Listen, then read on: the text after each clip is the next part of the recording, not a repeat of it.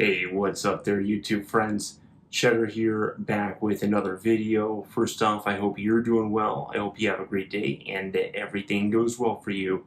Thank you for joining me for this video. This is going to be a quick review of the new horror movie called Bring Her Back. Bring Her Back is directed by Danny and Michael Filippo. I think I'm saying that right. They're a couple of Australian YouTubers that I will admit I'm not subscribed to, but I will be checking out their channel and subscribing right after this because I did like this movie and I'm very interested in what else they make. I know they made another movie a couple years ago called Talk to Me, but I have not seen that movie yet. I've heard good things, but haven't seen it yet. And just so you know, I will keep the first half of this review spoiler free. I'll go over my positives and negatives and if I recommend the movie. And then after that, I'll discuss the philosophy and deeper ideas of the movie, which will include spoilers. So stick around for that if you like. Just so you have a quick plot summary, the film is about a brother and stepsister who go to stay with a caretaker where they then uncover a sinister plan. And so I can from here get into the positives very quickly or right away. My favorite thing about the movie is how it controls the tone. The movie will shift from fun moments to creepy moments, and when it's fun, it's really fun.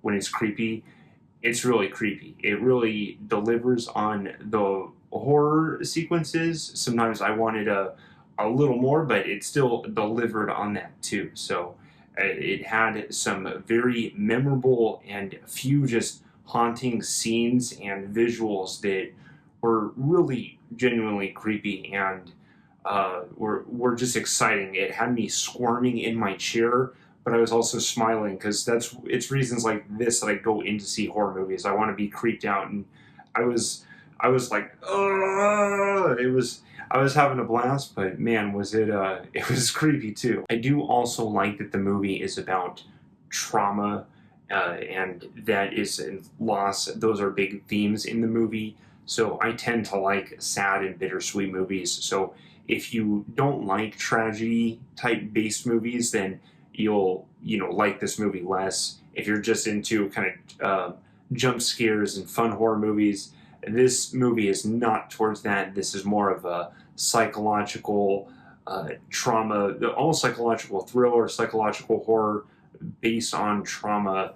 And so just it makes it a heavy watch when you watch this movie, right? It's very emotional centered, and it's just heavy, but it is a good watch too if you can handle tragedy. This is a good movie. The characters and the acting are also good in the movie. There's particularly one character who steals the show for me. I don't want to mention any specifics, but to be general, it's the creepiest character. I hope if I say that means enough to people, but this person was creepy and just stole the show. I loved it. Every moment that they were on the screen, I just wanted more, and I was just kind of on the edge and was excited to see what was developing. So it was awesome. Sally Hawkins also did a good job in her role also. Sally Hawkins also did really good in the movie. I've seen her in other movies like The Shape of Water, and so I'm not very familiar with her, but I'm familiar with her. I've also seen her in Paddington with my when I've seen those with my kids, and she's always fun to watch. And she's usually plays a sweet, kind lady, and here she does, but she's also creepy too. So she really delivered, and the two main characters, the brother and sister, were also fine. They are, I believe, unknown Australian actors, at least unknown internationally. I have not, heard of them, but they may be big in Australia. But they were, they did fine also. And as my last positive, the cinematography and the music I thought were also well done. There's some cool editing sequences and camera movements that were just exciting and kind of entrancing, and they pull you into the movie. And the music, while maybe wasn't perfect or as best as it could have been, I thought was still kind of on point for what the movie needed it to be. Okay, and now I can talk about the negatives. There's actually not really any negatives that I feel I have for this movie. There's not a glaring flaw or problem with the movie. The only thing I could really sort of suggest is that it felt like the first half of the movie. This is a slow build-up movie, right? It's kind of a what someone might call a slow burn. And while the first half, you in those movies you expect to be slow, I felt it was still a little unproductive in a way. I felt like the movie, the first half, should have been setting up a few other chess pieces in a way so that when the ending comes, there's a few other moving pieces here. And I guess what I'm thinking about, right, is you almost have a character learn a skill or maybe discover an escape route or learn a strategy, have someone tell them a piece of advice or have them find a clue from another character, something like that, that a character can take from the beginning of the movie and then apply it to the end. I'm just giving that as an example, right? I'm just saying that in the first half of this movie, I think you could have planted a couple extra seeds that blossomed more in with the end, right? But what they had was still good. I actually, do I recommend this movie? Yes, this is one of my favorite horror movies this year. It's either one or two. My favorites this year are this one, Bring Her Back, and Sinners. Right? I'm kind of going back and forth with them. There's things I like more about each one. I think this one, I think Bring Her Back was scarier or creepier than Sinners. Sinners was a bit more exciting and perhaps a bit more, there was more subtext and art and maybe an historic meaning in Sinners also. There's a lot to talk about with Sinners, and this one is a bit more direct. Sinners is more broad thematically, and this movie is more direct about loss and trauma. But yes, I do recommend the movie. I think it's worth a theater ticket. Someone might say it's too slow and boring, but I do think that the movie pays off by the end. So if you can handle tragedy and you can handle slow burns, I think this movie is really worth the time. At the very least, once it hits streaming or VOD, check it out there. This one is worth supporting in some way because these guys are just kind of low key filmmakers, and every now and then I find low key filmmakers like this. They're just a cool team and they make some cool stuff. Okay, but now I can talk about the philosophy or the deeper ideas of the movie. So let me issue you a former spoiler warning. So spoilers from here on out. Stick around for that if you like. If not, go see the movie and then come back. If you liked what you've heard so far, be sure to like and subscribe. That helps me out a lot. But thank you for your time, and I hope to see you in other videos. But I will be going into the spoiler section now in the philosophy section. So here we go with the philosophy. Okay, so now I can go into the philosophy ideas. Let me just go over sort of the broad occurrences of the movie. Okay, so we know what we're talking about. So this movie is about loss and trauma. Sort of the main character mechanically of the movie, Laura, the caretaker, she's the one with the evil plan, right? Her daughter Kathy had passed away from drowning, and Laura wants to resurrect her daughter. She can't handle the loss of her daughter, but luckily for Laura, she has uncovered a sort of a snuff film of people completing a bloody sacrificial ritual to complete a resurrection. Yay. And she even refers to this at one time during the movie as like a message from an angel or an angel speaking with her. And goddamn, does this not seem like anything but an angel speaking, right? When you see the footage that she's watching, I was like, damn woman, how do you think that that's an angel? That's not an angel. This is demon. Demon, angel, there's difference. But for whatever reason, I think it's probably just from trauma, right? It's probably from loss. She's so desperate to have her daughter back that she is looking for any way, and will justify that means, right, to restore her daughter, to bring her back. That's the point of the movie, is that almost at the ends will justify the means, right?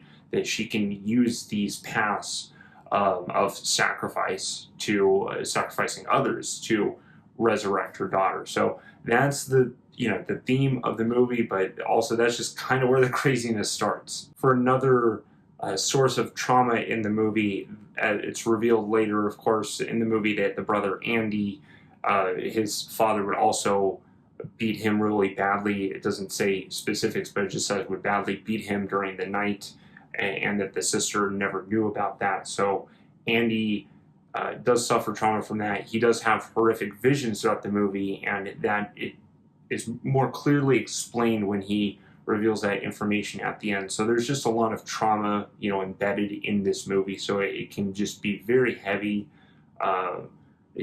exceptionally heavy at sometimes. But just to sum up Laura's evil plan, right? Her plan is to bring the children, Andy and Piper, into her home, and turns out Ollie is actually a kidnapped child who is just being used as a vessel. That's part of the sacrificial ritual, and Ollie has to consume the corpse of Kathy, the deceased child of Laura, and then consume or feed the soul into Piper. It was I kind of spaced on that part, but either way, it's part of a grotesque, bloody ritual. So involving the death of, Kathy was already dead, but involving the death of the kidnapped child, Conrad, or also Ollie, and Piper would die as Kathy would take over her body. But what I'm trying to say is it's pretty clear that loss and trauma are the core of the movie. That's what causes everything to the wheels to turn, for the movie. They're what gets the movie going, because it's the loss and trauma of Laura that needs her to seek out her resurrecting her daughter, and that's also what intersects her with the father who beats his son Andy. And that's how Laura finds out about them, and she finds out about Piper, and Piper's the perfect child, and so those dots are all connected. But what I really want to talk about, that I think, in a way, the movie just kind of quickly wraps up, and this might be another con, but I guess it played out well enough in the movie. I didn't really complain about it, but I want to talk about how the problem is solved, right? Because with trauma, we can talk about the source all day long, but a lot of times we have to talk about what are we doing to address the trauma or address these negative emotions, the feelings of loss, right? And Laura was so close to completing her plan. She killed Andy, she had Piper in the pool, she had Ollie fully, or at least eat some of the Kathy's corpse, and so Ollie was ready to go with the next steps. It was pretty creepy just seeing it all happen. But Laura had won, right? And then all of a sudden, she seems to have a change of heart, and she remembers holding her daughter, and she remembers that feeling, and she just has a change of heart, and suddenly she saves Piper from drowning. She stops her own ritual from completing, and so basically everything up to that point is then all for naught, because she stops it. But she does the right thing and doesn't kill Piper, so it is ultimately good that she just stops it there. But what causes that, right? What happened there? And that's sort of what I want to talk about, because it's quick in the movie, but I think it's worth discussing too. Okay, so what happens is, I think, because it's such an important choice, right? That's actually what saves the day. It's not there's no hero that comes in and saves the day. The hero is literally the villain of the movie, but the villain just had a change of heart and decided to, cancel her own plan, cancel the villainous plan. So, but why? What happened there? I think that Laura realized that she was causing trauma. I think she realized how much she was taking, and even in a way, I mean, I know that the kids' dad was dead, and they didn't have a mom, so it's like I'm not sure, not to put this in any cruel way, but what direct family member was going to, it seems like those kids didn't have a direct family or any family that would be traumatized by their loss. They were just kind of on their own, and that's what they had even talked about sometimes, is that they were on their own. And so uh, I don't think Laura was going to inflict trauma on anyone else or wasn't worried about that, but she saw what she was taking, right? I think she saw that she was taking life, and I can, there's no words here. I can only say, assume that hopefully she saw that contradiction, that literal error, that, wait a minute, if I'm killing three people, if I'm killing five innocent people or three innocent people to save my daughter, maybe I'm doing something wrong. Maybe I'm taking from, something, and she seems to realize that and finally escape um, the desperate hold on her that's got her locked into this plan. But I think the movie does a good job of showing how people in times of how like trauma can lock our brains into a fixation or something, and we tend to see that that something weird is an answer. Some outside source is an answer, and in this case, it was Laura finding some occult video, and it's uh, uh it's just good that she has the change of heart. And I think in a professional script writing way, there's a way to write it so that it's not just like the villain has a sudden change of heart, that there's some sort of mechanism that as she's drowning Laura, and I know that Laura is, sorry, I'm mixing up their names.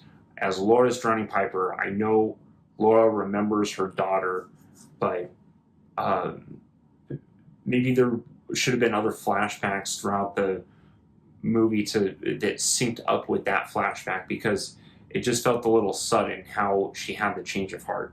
But at the same time, it still in a way makes sense to me too, because I think she saw that as a mother she was killing a daughter, right? She was like, I have to save my daughter, and then as she's killing this perfect girl that she said is perfect, she realizes, like, wait a minute, I'm killing someone, I'm taking a little girl away, even if it's to save a girl. So I think she understood that error, and the point of that, the whole point of the movie, in a way, is or a lesson, maybe not the point of the movie, but a lesson that we can learn, right? What can we learn from the movie is that trauma and loss will make our brains fixate on something, and often, or sometimes, those things can be really bad, right? I think in times like this, you might see someone join a cult, or some people might get hooked on drugs or alcohol.